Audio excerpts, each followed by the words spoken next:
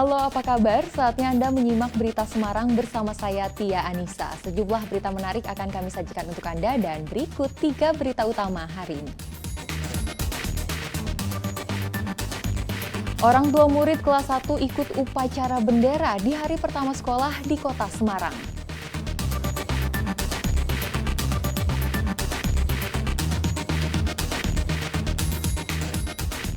Ratusan warga di Kabupaten Tegal berdesak-desakan demi mendapatkan kupon kurban.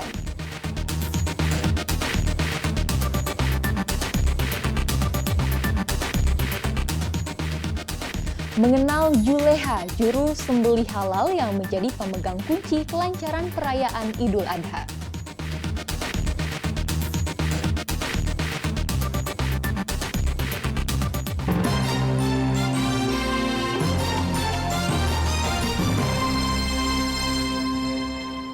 Kita ke informasi pertama. Khawatir tak dapat bangku di kelas, orang tua murid SD di Kabupaten Banyumas datang ke sekolah sejak subuh. Padahal jumlah bangku untuk murid baru dipastikan tersedia.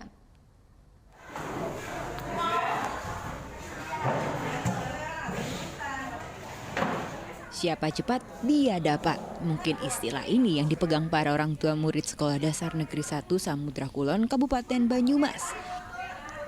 Sejak pukul 5 pagi mereka sudah ke sekolah agar anaknya bisa memilih bangku kelas di hari pertama sekolah.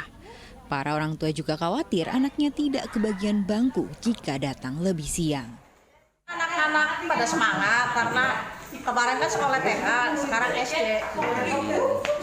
Tapi udah dapat ya. Lainnya juga pada gitu. Iya, Lainnya berangkatnya saat gasik ya. Saat kasih jam 6, ada yang jam 6 setengah 7 gitu. Udah pada di sini. Ya takut gak ketuman tempat duduk, gak kebagian tempat duduk. Padahal di setiap tahun ajaran baru ketersediaan kursi sesuai dengan jumlah pendaftaran murid di sekolah. Kepala SDN 1 Samudra Kulon memastikan seluruh murid pasti mendapatkan bangku di kelas.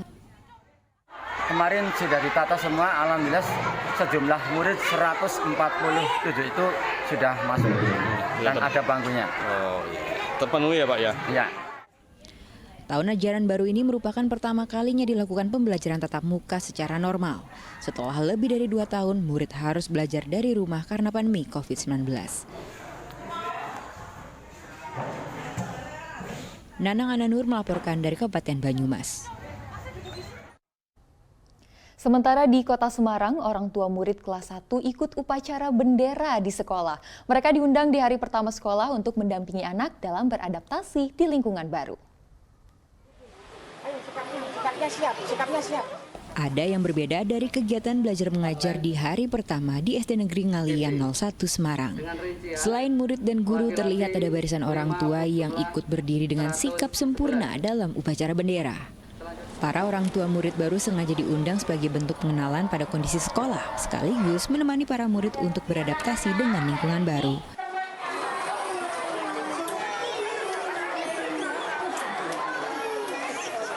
Meski telah didampingi orang tua, masih ada saja murid yang menangis saat akan masuk kelas. Dan anak-anak pada pagi hari ini masih sibuk dengan diantar orang tua, didampingi orang tua, kurang lebih selama 3 hari nanti ke depan, karena memang ini kan baru awal, jadi adaptasi dengan Bapak Ibu guru, lingkungan, itu penting sekali. Ada 112 murid baru yang diterima dalam PPDB SD tahun ajaran 2022-2023. Pemerintah Kota Semarang memberlakukan sekolah 5 hari dari hari Senin sampai hari Jumat untuk tingkat sekolah dasar. Ali Muftagirin melaporkan dari Kota Semarang. Seorang nelayan di Rembang ditangkap polisi karena mencuri 10 sepeda motor. Alasan ekonomi digunakan dalih sang nelayan bersama rekan-rekannya mencuri motor. Polisi menggeledah rumah Mustafa di Desa Kalipang, Kecamatan Sarang, Rembang. Mustafa dicurigai sebagai pelaku pencurian sepeda motor. Di dalam rumah, polisi menemukan kunci T di kamar Mustafa. Mustafa sehari-hari bekerja sebagai nelayan, tetapi karena alasan ekonomi, ia bersama temannya mencuri sepeda motor. Tidak tanggung-tanggung, 10 sepeda motor telah mereka gasak. Rencananya digunakan untuk apa ini? Hasil curian ini? Kebutuhan sehari-hari, makan. Kalau jual di mana? Di teman saya. Jual dengan harga berapa? 800.000 sampai 101.500.000. Menurut sudah berapa kali, Mas? 10 kali. Sebetulnya tersangkanya adalah 2, yang satu masih dalam proses penangkapan. Ya. Sementara hasil dari pantauan dari kami, orang tersebut berada di Papua. Ya, tapi namun demikian tetap kami akan lakukan pemantauan dan sebisa mungkin kami lakukan penangkapan juga. Polisi masih mengejar seorang pelaku rekan Mustafa. Ancaman 7 tahun penjara telah menanti sang nelayan yang telah menjadi tersangka pencurian motor. Arif Nur melaporkan dari Kabupaten Rembang. Diduga mencabuli seorang remaja, seorang dukun pijat ditangkap di Kota Salatiga. Pencabulan terjadi saat ibu korban meminta pelaku untuk membuat anaknya menang dalam sebuah perlombaan. Inilah paranormal atau dukun pijat yang ditangkap Polres Salatiga atas tuduhan pencabulan. Pria 47 tahun kedapatan mencabuli remaja 14 tahun di rumahnya. Peristiwa berawal saat korban bersama ibunya datang ke rumah tersangka untuk meminta doa agar bisa juara dalam lomba. Lalu korban disuruh masuk ke kamar bersama tersangka. Di kamar itu tersangka mencabuli korban. Ibu korban yang tak ikut masuk kamar baru mengetahui aksi bejat tersangka setelah tiba di rumah. Usai dilaporkan, tersangka ditangkap dengan sejumlah alat bukti. Akibat perbuatannya, kini tersangka terancam hukuman maksimal 15 tahun penjara. Mungkin melihat dari keterangan ataupun pernah yang ke situ, sehingga dia bisa mengobati, baik orang sakit, kemudian bisa menyembuhkan, kemudian bisa membuat anak itu bisa mendapat juara.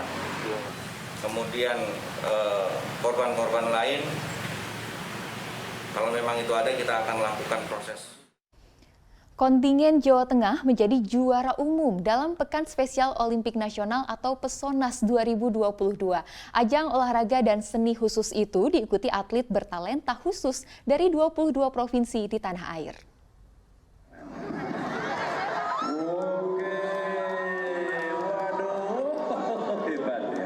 Pekan Spesial Olimpik Nasional atau PESONAS telah berlangsung selama 6 hari. Hari Minggu, ajang PESONAS 2022 berakhir di Holi Stadion, Semarang Barat.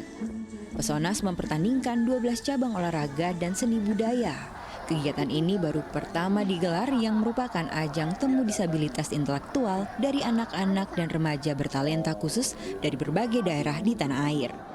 Gubernur Jawa Tengah yang menutup ajang PESONAS sangat menghargai semangat anak-anak bertalenta khusus untuk terus berprestasi.